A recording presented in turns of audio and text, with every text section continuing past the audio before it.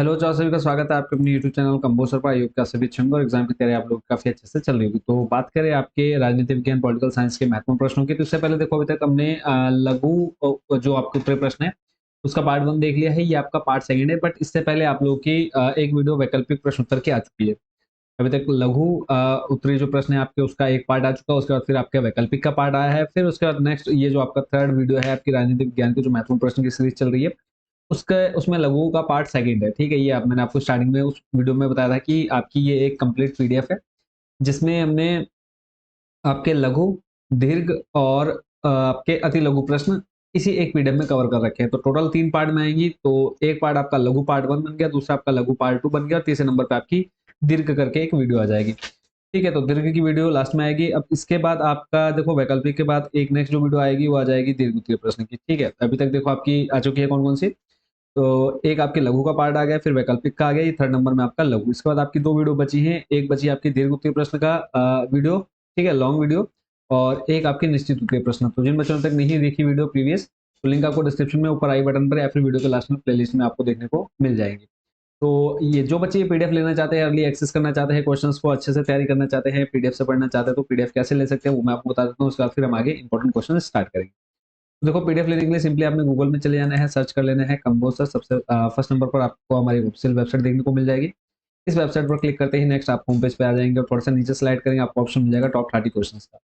Top 30 question पर जाने के बाद आपने यहाँ से अपनी क्लास सेलेक्ट करनी है। क्लास सेलेक्ट करने के बाद नेक्स्ट आपने अपने सब्जेक्ट चूज कर लेने हैं। नीचे आएंगे राजनीति और political science, Hindi medium English medium दोनों के लिए अवेलेबल है। तो यहाँ से आप सिलेक्ट करके तो जो भी आपको चाहिए होगा उस पर आपने क्लिक कर देना है, हिंदी मीडियम या फिर इंग्लिश मीडियम। तो हिंदी मीडियम पर क्लिक करके नेक्स्ट पेज पर आप जाएंगे। यहाँ पर तीनों पीडीएफ आपको शो हो जाएंगी। जो टोटल 3 पीडीएफ हम लोग ने आप लोगों के लिए बनाई है। निश्चित उत्तरीय प्रश्न हो जाएंगे, विस्तृत और लघु एक, और बाकी आपके वैकल्पिक। जो पीडीएफ आपको चाहिए उसको सिंपली आपने क्या कर लेना है, ऐड टू कार्ट कर लेना है। ऐड टू कार्ट करने के बाद यहाँ पर तीनों पीडीएफ की जो पेमेंट होगी 85। बट जो बच्चे यूट्यूब पर हम हमारी इस वीडियो को देख रहे हैं उनको 30% का डिस्काउंट मिलेगा। कूपन कोड आपने यूज करना है कंबोसर 30। जैसे आप कूपन लगाएंगे आपको ये तीनों पीडीएफ 60 में देखने को मिल जाएंगी। प्रोसीड टू चेकआउट करना है। चेकआउट करने के लिए आपने यहाँ पर अपनी पूरी डिटेल्स फिल कर देनी है। डिटेल फिल करने के बाद लास्ट प्लेस ऑर्डर कर देना है।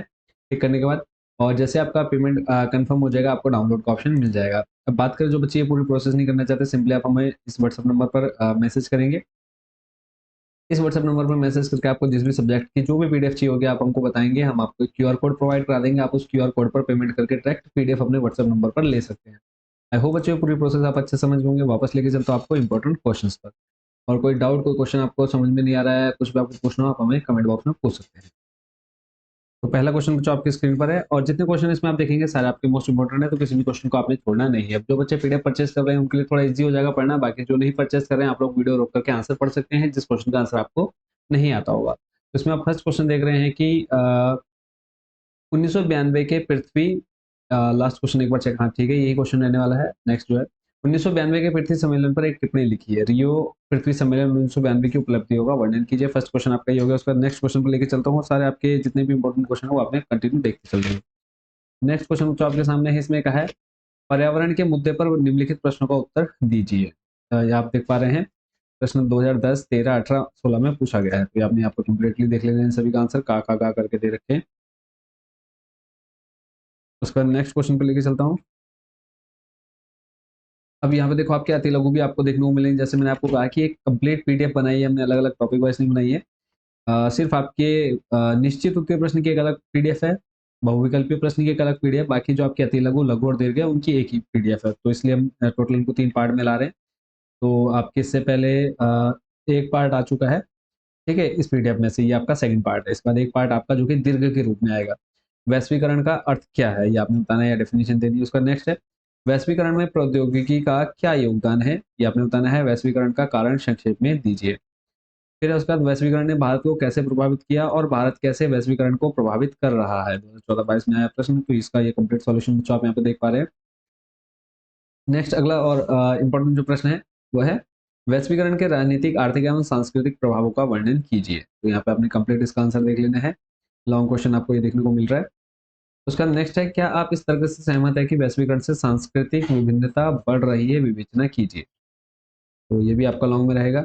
नेक्स्ट आपका क्वेश्चन है वैश्वीकरण का अर्थ बताइए। वैश्वीकरण के आलोचक इसके विरुद्ध क्या तर्क देते हैं, तो आपने बताना है। या फिर आपको नेक्स्ट इसी में देखो अथवा करके दे दिया गया है कि वैश्वीकरण का अर्थ बताइए। भारत में वामपंथी और दक्षिणपंथी इसका विरोध किन तर्कों के आधार पर कर सकते हैं? तो ये नीचे आपने इसका आंसर देख लेना है।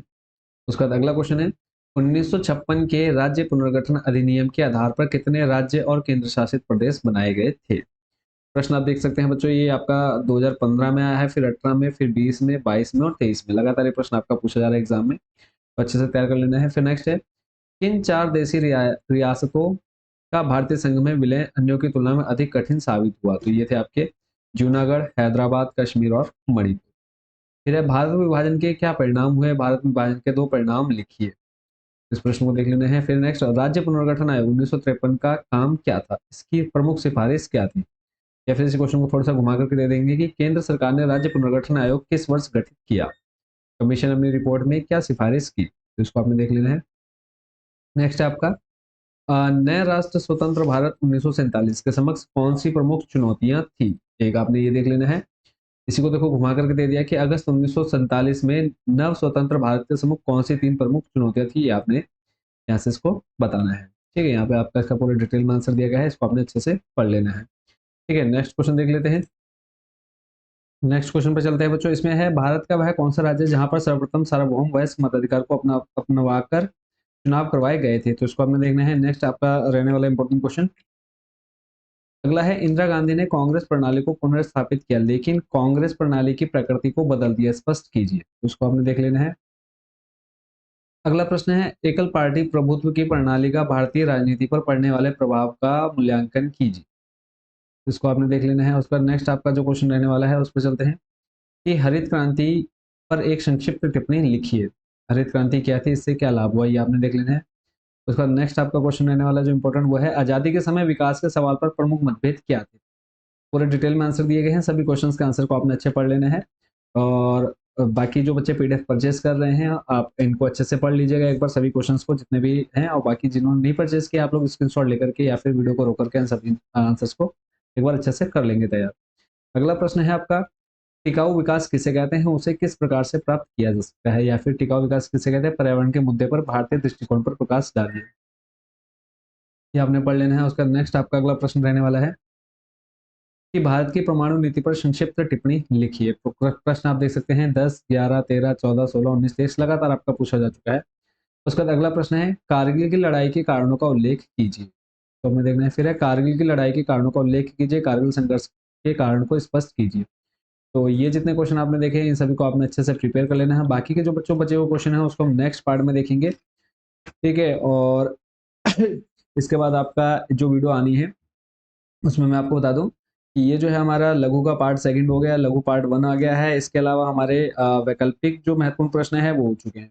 अब बस आपकी एक दीर्घ वीडियो बची है और इसके बाद एक निश्चित उत्तरीय प्रश्न की वीडियो बची है। तो नेक्स्ट जो पार्ट आएगा उसमें हम दीर्घ उत्तरीय प्रश्न देखेंगे। मतलब देख तो हम दीर्घ उत्तरीय प्रश्न काफी देख चुके हैं, बट इसी जो पीडीएफ का है थर्ड पार्ट आ जाएगा। ठीक है, जिसका टॉपिक रहेगा, हेडिंग रहेगा दीर्घ उत्तरीय प्रश्न। ठीक है, इसी पीडीएफ में हमने 2 पार्ट निकाल दिए हैं, लघु उत्तरीय प्रश्न और लघु उत्तरीय प्रश्न पार्ट सेकंड। इसका नेक्स्ट जो पार्ट आएगा वो आएगा दीर्घ उत्तरीय प्रश्न करके इसी पीडीएफ का, जिसमें आपके short, very short and long तीनों टाइप के क्वेश्चन हमने कवर करे हैं। उसके बाद नेक्स्ट एक लास्ट वीडियो आएगी निश्चित उत्तरीय प्रश्न की। चैनल के साथ जुड़े रहिए, मिलते हैं नेक्स्ट वीडियो में अदर टॉपिक के important question. Thank you so much watching for this video.